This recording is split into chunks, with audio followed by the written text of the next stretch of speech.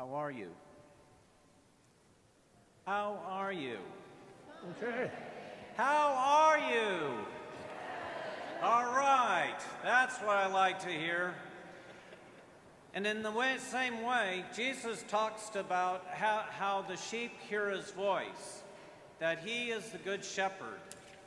Now, if you were a shepherd in that time and place, you wouldn't go, well, maybe my sheep can come to me. They wouldn't hear you. You wouldn't get anything. Nor would you, okay, sheep, let's go. Well, you'd get some of them, but some of them wouldn't hear you. They wouldn't pay attention. They would be saying the outdoor voice, all the sheep that are mine, please come and see me. And in reality, that's what Jesus calls himself, the Good Shepherd. And so he is speaking to us loud and clear during this Easter season and all throughout our lives, proclaiming that he wants us to be his disciples, that he wants us to follow him. He is not being soft-spoken or just normal voice. He is using his outdoor voice to tell us, be his disciple. Now that's a little bit more difficult than one would think, because there's so many things that can get in the way. I know for myself as a priest, you would think that, oh yeah, there you are, you should be able to follow him, no problem. But that's not really true. I always remember the first thing that my spiritual director said, that there's no man that is as free as a priest who doesn't want to be a bishop. And I found that to be true, because then I don't have to obey a lot of these rules, because what are they going to do to me?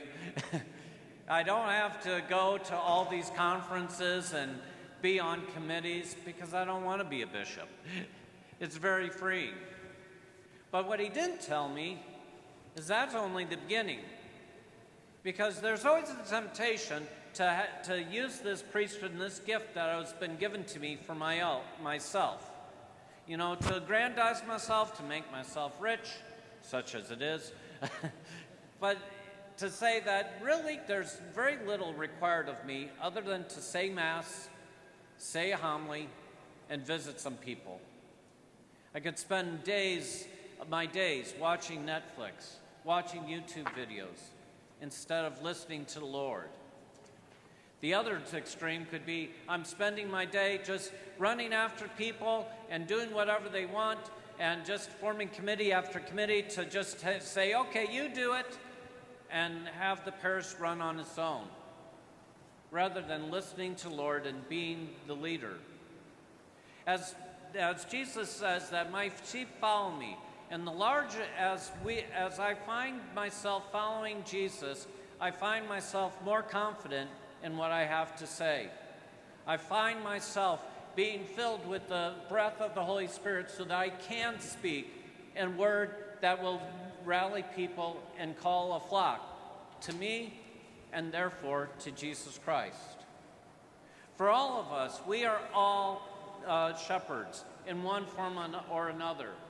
If we're a single person, we're discerning whether we should stay single, be a priest, get married.